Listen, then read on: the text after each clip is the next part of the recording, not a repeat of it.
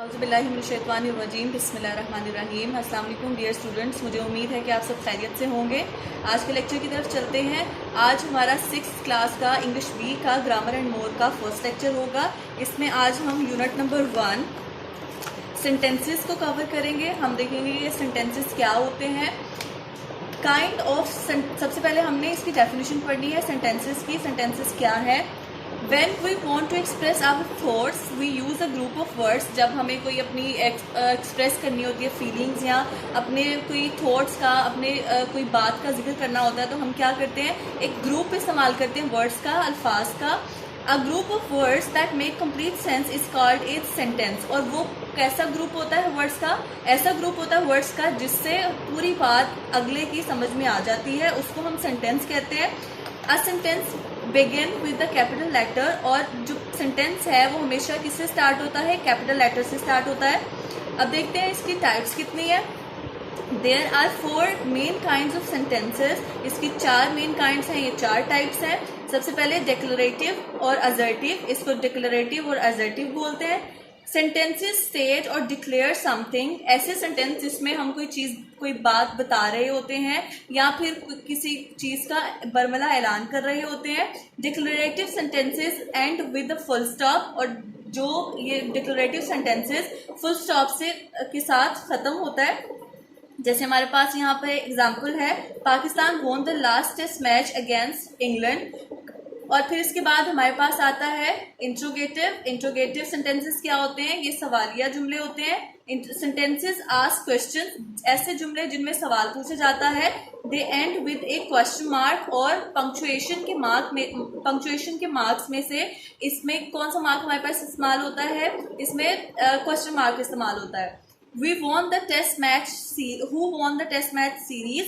तो यानी कि इसमें सवाल पूछा गया है कि कौन जीता था टेस्ट मैच सीरीज। फिर इसके बाद हमारे पास इंपेरेटिव सेंटेंसेस आते हैं। Imperative sentences express A command, make a request और सजेशन। ऐसे सेंटेंसेस होते हैं ये जिसमें हम कोई कमांड यानी कि हुक्म देते हैं, मेक अ रिक्वेस्ट दरखास्त करते हैं, और अ सजेशन या फिर कोई मशवरा देते हैं। सबसे पहले हमारे पास इसकी आ जाती है एग्जाम्पल, जो कि कमांड है स्विच ऑफ द टेलीविजन। यानी कि इसमें हुक्म सादिर किया जा रहा है, कहा जा रहा है कि टीवी बंद कर दो। फिर इसके बाद है मे आई गो आउटसाइड एंड प्ले। इसमें रिक्वेस्ट की जा रही है कि क्या मैं बाहर जा सकता हूँ और खेल सकता हूँ।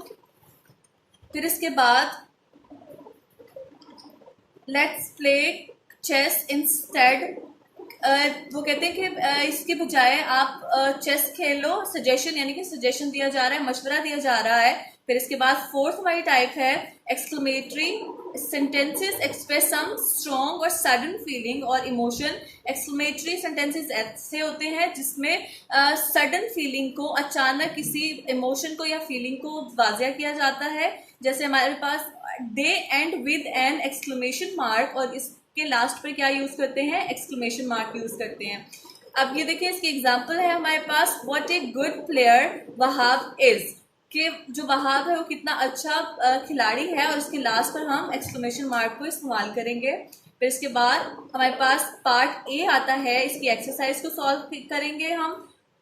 टिक the groups of words that are sentences. हमने यहाँ पर क्या करना है, हमने देखना है कि हमारे पास सेंटेंसेस कौन से हैं, उस पर हम टिक करेंगे। अगर तो वो सेंटेंसेस नहीं है, यानी कि हमें सही से किसी बात की समझ नहीं आ रही है, तो हम उस पर क्रॉस कर देंगे। सबसे पहले है this is an interesting exercise. ये हमारी बात समझ में आ रही है कि ये एक्सरसाइज जो है वो बहुत ज्यादा इंटरेस्टिंग है, दिलचस्प है, तो हम क्या करेंगे, इसके ऊपर टिक कर देंगे। फिर इसके बाद है J K Rowling is a famous author. और हमें ये भी बात समझ आ रही है कि जेके रॉलिंग जो है वो एक बहुत फेमस राइटर थे, ऑथर थे, तो हम यहाँ पर भी टिक लगा देंगे। अब हमारे पास थर्ड है during the holidays. During the holidays word, इसकी हमें बिल्कुल समझ नहीं आ रही, ये सेंटेंस की हमें समझ नहीं आ रही है, क्योंकि ये सेंटेंस नहीं है, ये एक्चुअल में फ्रेज है, तो इस पर हम क्रॉस कर देंगे। The tiger is an endangered animal. हमें इस जुमले की समझ आ रही है कि जो टाइगर है उसकी स्पीशीज एंडेंजर्ड है, यानी कि मादूम हो रही है, खत्म हो रही है, तो ये सेंटेंस हुआ, इसके आगे हम टिक कर देंगे। फिर इसके बाद है near to parliament house. Near to parliament house what, ये कोई सेंटेंस नहीं है, ये फ्रेज है, या फिर ये जो जुमले हैं या ग्रुप ऑफ वर्ड्स है, इसकी हमें बिल्कुल समझ नहीं आ रही है, तो यहाँ पर इसलिए हम इस पे क्रॉस करेंगे। फिर नेक्स्ट देखिए, नेक्स्ट है twice a week. Twice a week की भी हमें समझ नहीं आ रही कि किस बारे में बात हो रही है। फिर इसके बाद I have been learning painting for the last 3 years। हमें समझ आ रही है कि वो कह रहे हैं कि मैं 3 सालों से पेंटिंग सीख रहा हूँ, तो यहाँ पर हम इसको टिक करेंगे क्योंकि ये सेंटेंस है। फिर इसके बाद Haris is the new captain of the school football team, और इसकी भी हमें समझ आ रही है कि हारिस स्कूल की फुटबॉल टीम का कैप्टन है, तो इस पर भी हमने टिक कर देना है। फिर इसके बाद देखिए फेवरेट सिंगर, फेवरेट सिंगर क्या है, कौन है, कुछ नहीं पता, तो इसलिए यहाँ पर हमने क्रॉस कर देना है। फिर इसके बाद green hills and gargling streams, यानी कि हरे भरे जो दरख्त हैं और लहलहाती हुई या फिर चलती हुई जो स्ट्रीम्स हैं, नदियां हैं, लेकिन हमें नहीं पता चल रहा कि कहाँ पर और किसके बारे में बात हो रही है, तो हम क्या करेंगे, इसके आगे भी क्रॉस कर देंगे। अब नेक्स्ट देखिए, नेक्स्ट है part B, rearrange the words to make correct sentences. हमारे पास क्या दिया गया है, ये वर्ड्स दिए गए हैं, हमें इसको रीअरेंज करके सेंटेंस बनाना है, मीनिंगफुल सेंटेंस बनाना है ताकि हमें इसकी बात समझ आ जाए। और फिर और क्या करना है, हमें इसके साथ पंक्चुएट दम करेक्टली, और फिर इनको पंक्चुएट भी करना है अच्छे से।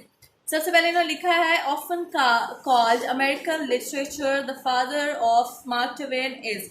हमें इस जुमले की बिल्कुल भी समझ नहीं आ रही, इन ग्रुप ऑफ वर्ड्स की समझ नहीं आ रही, तो हमने इनको मीनिंगफुल सेंटेंस में मीनिंगफुल सेंटेंस क्रिएट करना है।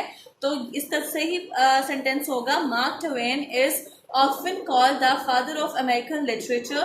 फिर इसके बाद सेकेंड होगा he wrote the adventure of Tom Sawyer. फिर इसके बाद थर्ड है Mark Twain's lively tale is set in Missouri USA। फिर इसके बाद है the boys have many exciting adventure, Tom Sawyer and his friend Huckleberry fin are the main characters of the book. One famous incident describe how Tom pursued his friend to paint a fence for him. Tom's aunt think that Tom has done all the work by himself. फिर इसके बाद है Tom gives his aunt a very difficult time. फिर इसके बाद है The story is exciting from the beginning to the end.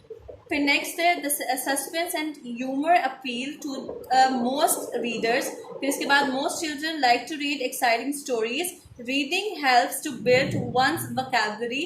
तो ये एक छोटा सा जो उसकी नॉवल है उसकी स्टोरी में से ये बताया जा रहा है कि ये पूरी स्टोरी में क्या क्या हुआ था और टॉम सॉयर के क्या क्या एडवेंचर्स थे। फिर इसके बाद देखिए part C, tick the correct option, Mark Twain is known for his wit and humour. तो हमने ये बताना है कि ये सेंटेंस कौन सा है। जैसे कि हमने सेंटेंसेस की टाइप पढ़ी है, सेंटेंस की टाइप्स पढ़ी है, तो हमने देखना है कि इसमें से डिक्लेरेटिव, एक्सक्लेमेटरी, इंट्रोगेटिव या फिर इम्पेरेटिव में से कौन सा सेंटेंस है। तो पहला वाला जो हमारे पास होगा वो डिक्लेरेटिव है। फिर इसके बाद one day Mark Twain went to a barber, तो ये भी डिक्लेरेटिव सेंटेंस है। फिर इसके बाद है I would like to shave, यहाँ ये इम्पेरेटिव सेंटेंस है। फिर इसके बाद barber you have come at a good time, या ये डिक्लेरेटिव सेंटेंस है। Then why do you say that, ये हमारे पास इंट्रोगेटिव सेंटेंस है। Barber Mark Twain is going to lecture here tonight, और ये हमारे पास एक्सक्लेमेटरी सेंटेंस है। फिर इसके बाद when you might like to go, फिर ये हमारे पास इम्पेरेटिव सेंटेंस है। फिर इसके बाद barber have you bought your ticket, यहाँ हमारे पास ये इंट्रोगेटिव सेंटेंस है क्योंकि इसमें से क्वेश्चन किया जा रहा है। फिर इसके बाद व्हेन नो आई हैवंट, फिर ये डिक्लेरेटिव सेंटेंस है। Barber well it's sold out so you will have to stand, ये हमारे पास इम्पेरेटिव सेंटेंस है। फिर इसके बाद जस्ट माई लक, फिर इसके बाद ये एक्सक्लेमेटरी सेंटेंस है। Always have to stand when that fellows lecture, ये हमारे पास एक्सक्लेमेटरी सेंटेंस है। अब नेक्स्ट देखें, पार्ट डी है Ahmed and Ali are playing 20 question circle the correct words. ये दो फ्रेंड्स हैं, वो एक दूसरे से क्वेश्चंस कर रहे हैं। हमने क्या करना है, जो सही वाला हमको WH फैमिली का इस्तेमाल करना है। सही कहाँ पर इस्तेमाल होगा वो लिखेंगे यहाँ पर, उसके लिए सर्कल लगा देंगे। सबसे पहले है dash team won the gold medal in hockey at the last Olympics, तो यहाँ पर विच पर टिक करेंगे। फिर इसके बाद है डैश नंबर कम्स आफ्टर 12,314, तो यहाँ पर हम विच को सर्कल कर देंगे। फिर इसके बाद dash is the name of the prime minister of the United kingdom, तो यहाँ पर हम वट पर को सर्कल करेंगे। फिर इसके बाद है dash dance from Maharaj Kathak known for, यहाँ पर हम विच कर देंगे। Dash was the first cricketer to score a 100 in one day matches, तो यहाँ पर हम हु को टिक करेंगे। Dash is the height of the Eiffel Tower, तो यहाँ पर हम व्हाट को टिक करेंगे। Dash did Pakistan became an Islamic republic, तो यहाँ पर हम व्हेन को करेंगे। Dash did the second world war and, तो यहाँ पर हम व्हेन को करेंगे। Dash is the statue of liberty, यहाँ पर वेयर को टिक करेंगे, सर्कल करेंगे। फिर इसके बाद dash is the capital of Syria, यहाँ पर हम वट को करेंगे। फिर इसके बाद dash is the name of the illness caused by the bite of the Aedes mosquito, तो यहाँ पर हम वट को टिक करेंगे, वट पर सर्कल करेंगे। फिर इसके बाद हमारे पास है dash city did the Buddha attain enlightenment, तो यहाँ पर हम विच को करेंगे। Dash was Albert Einstein born in Germany और इन यूएसए, तो यहाँ पर हम वेयर को करेंगे। फिर इसके बाद डैश वॉज जॉन लेनन, और यहाँ पर हम हु को सर्कल करेंगे। फिर इसके बाद dash was the first Pakistani to win a gold medal at the Olympics, तो यहाँ पर हम हु को करेंगे। Dash is an e book, और यहाँ पर वट को करेंगे सर्कल। फिर इसके बाद है if you are following someone dash you on Facebook और ट्विटर, यहाँ पर हम आर को करेंगे। If someone is talking about 4G dash is he referring to, तो यहाँ पर वर्ड को सर्कल करेंगे। My notebook crash today dash is Arsalan's referring to, यहाँ पर हम हु को सर्कल करेंगे। Papa I saw a iPad today dash Neelam referring to a writing pad, यहाँ पर हम इसको करेंगे। अब नेक्स्ट देखिए, यहाँ पर ई पार्ट पर Naila and Danish are talking about Mohammad Ali Jinnah, right questions for the answers. हमने क्या करना है, यहाँ पर नाइला और दानिश कायद आज़म मोहम्मद अली जिन्ना के बारे में बात कर रहे हैं। हमने क्या करना है, हमने इनके जो आंसर्स हैं उनके क्वेश्चंस हम लोगों ने बनाने हैं। सबसे पहले है नाइला व्हेन डैश, हम आंसर पढ़ लेते हैं। पहले क्या इसका आंसर है, दानिश बता रहा है आंसर और नायला को इसके क्वेश्चन बताने हैं। Mohammad Ali Jinnah was born on 25 December 1876 in Karachi. हमें इसका क्वेश्चन बताना है when was Mohammad Ali Jinnah born, where was he born, हमें बताना है कि वो कहाँ पैदा हुए और कब पैदा हुए। फिर इसके बाद है आंसर है Mohammad Ali Jinnah was 20 years old when he started his practice in Bombay, तो हमें ये बताना है, इसका क्वेश्चन बताना है how old was Mohammad Ali Jinnah when he started his practice in Bombay. फिर थर्ड हमारे पास इसका आंसर है he joined All India Muslim League in 1913, इसका क्वेश्चन होगा when did he join All India Muslim League. फिर इसके बाद आंसर हमारे पास है Jinnah advocate Hindu Muslim unity helping a shape the 1916 Lucknow pact, what did Jinnah advocate. फिर इसके बाद he is revered in Pakistan as Quaid Azam and Baba Qaum who Naila, now it's my turn to ask you a question. Who gave Jinnah the title of Qaid Azam and Baba Qawm? अब वो कह रहा है कि अब मेरी बारी है कि मैं इसके जो क्वेश्चंस हैं वो तुमसे पूछ सकूं। तो सबसे पहले हमारे पास नायला को आंसर दे रही है, these 14 points was his constitutional reform plan to safeguard the political rights of Muslims. तो दानिश जो है वो क्वेश्चन बता रहा है what did Quaid's 14 points refer to. फिर इसके बाद in 1940 the Muslim League led the Jinnah pass the Lahore Resolution. When did the Lahore Resolution was passed? He became the first Governor General of Pakistan. Question पूछा गया है what was Jinnah's designation after Pakistan came into being. फिर इसके बाद answer है हमारे पास he died on 11 September 1948. हमारे पास इसका क्वेश्चन होगा when did Jinnah died. फिर इसके बाद हमारे पास आंसर है he was buried in Karachi और इसका क्वेश्चन होगा where was he buried.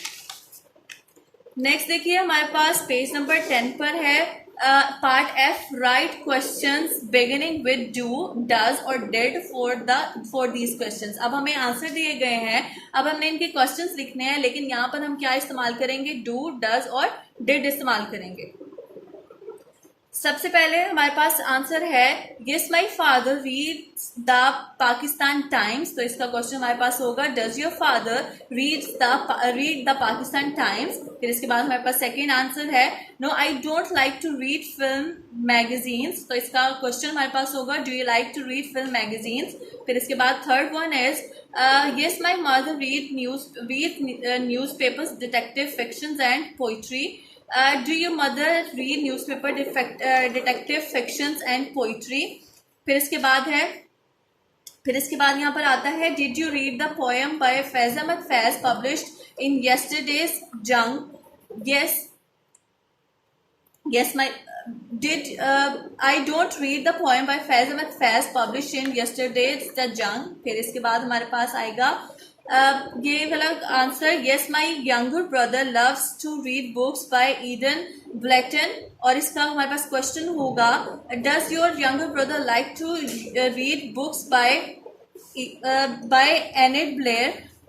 फिर इसके बाद है yes I love the books written by Roald Dahl, Richmal, Crompton and J.K. Rowling. Do you like the books written by Roald Dahl, Richmond, Crumpt and J.K. Rowling? फिर इसके बाद हमारे पास answer है yes John and Tina like to watch the National Geographic channel on television.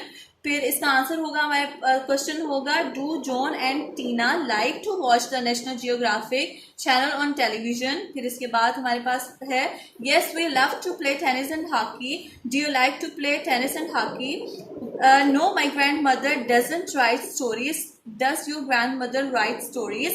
And last one is yes, my grandmother writes poems. Does your grandmother write poems? तो उम्मीद करती हूँ कि आपको आज का लेक्चर अच्छे से समझ आ गया होगा। नेक्स्ट लेक्चर के साथ इंशाल्लाह दोबारा मिलेंगे। अल्लाह हाफ़िज़।